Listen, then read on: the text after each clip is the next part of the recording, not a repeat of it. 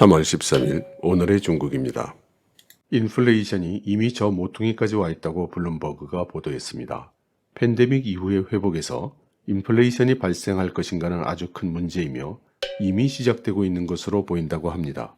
어떤 이들은 오늘의 인플레이션이 내일의 물가 상승이 될 것이라고 우려하는 반면 회의적인 사람들은 가격 상승을 주로 일시적인 부양책이나 병목 현상에 의한 것으로 보고 있습니다. 금속 가격을 보면 구리는 거의 1년 동안 상승해 왔으며 2월에는 상승화가 가속되었다가 이달에는 하락세로 돌아섰습니다. 철광석과 니켈도 수년 만에 최고치를 기록했고 철강 가격은 최근 6개월 동안 2배 이상 올랐습니다. 반도체의 경우도 메모리를 중심으로 가격이 상승했으며 지금은 자동차 부품용 반도체 품귀를 겪고 있습니다. 음식 가격도 팬데믹 이후 가격이 상승 중입니다. 미국의 닭다리 가격이 오르고 있고 중국에서는 대두 가격이 상승하고 있습니다.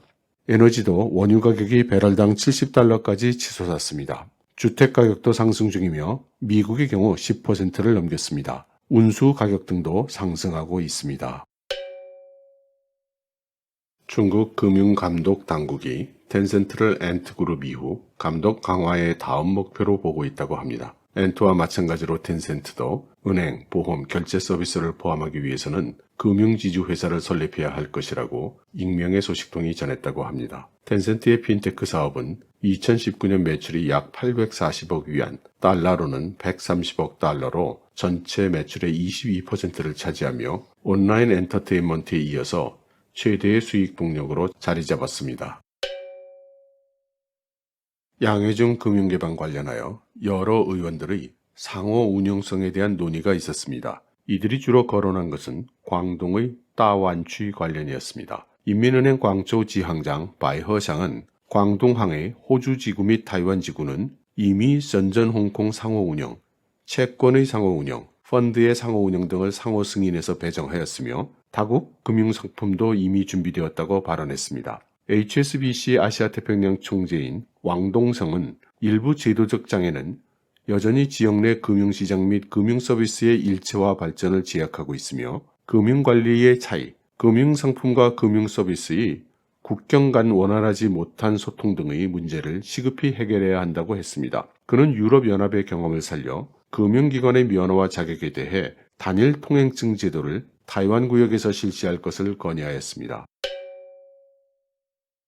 알리바바가 지난해 말부터 금융계열사인 엔트그룹과 함께 중국 당국의 여러 압박을 당하고 있는 가운데 중국 정부의 해결책이 제시된 것 같다고 월스트리트 저널이 보도했습니다. 중국 정부 당국은 소유주인 마윈과 알리바바를 나누어 처리할 의향으로 보입니다. 우선 알리바바 그룹에 대해서는 반농단법을 적용해서 2015년 퀄컴이 납부했던 9억 5천만 달러를 넘어서는 사상 최대의 과징금을 부과하는 방안을 검토하고 있는 것으로 알려졌습니다. 그리고 경쟁사에 입점 판매하는 것을 금지하는 소위 둘 중에 하나 관행은 중단해야 할 것이라고 했습니다. 결국 중국 당국은 알리바바 그룹이 마윈과의 관계를 청산하고 보다 친정부적인 태도를 보일 것을 요구하는 것으로 해석되고 있습니다.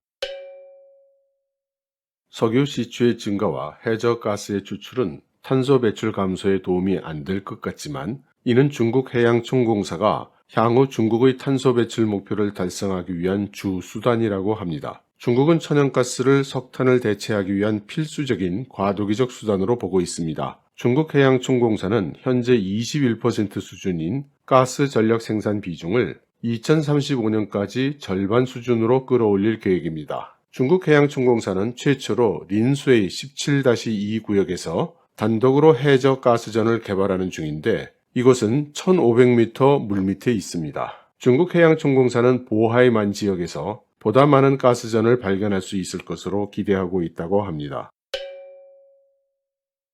전 홍콩 주식시장 CEO 찰스 리가 중국의 중소기업들을 대상으로 하는 투자 플랫폼을 글로벌 투자자들을 대상으로 이번 가을 런칭한다고 합니다. 그는 중국의 중소기업의 경우 실사 등의 어려움이 있다고 하면서 대형 음식점 체인이나 프랜차이즈, 배달 플랫폼 등과 협력하여 협력업체들이 받을 어음을 깡을 내주는 방식을 제안하고 있습니다.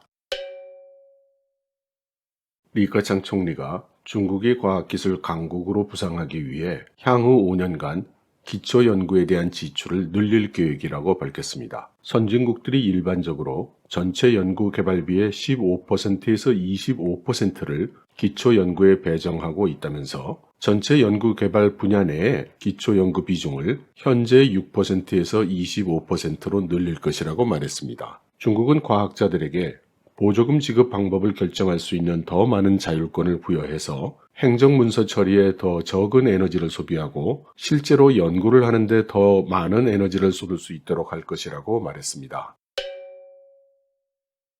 여러분, 좋은 하루 되십시오.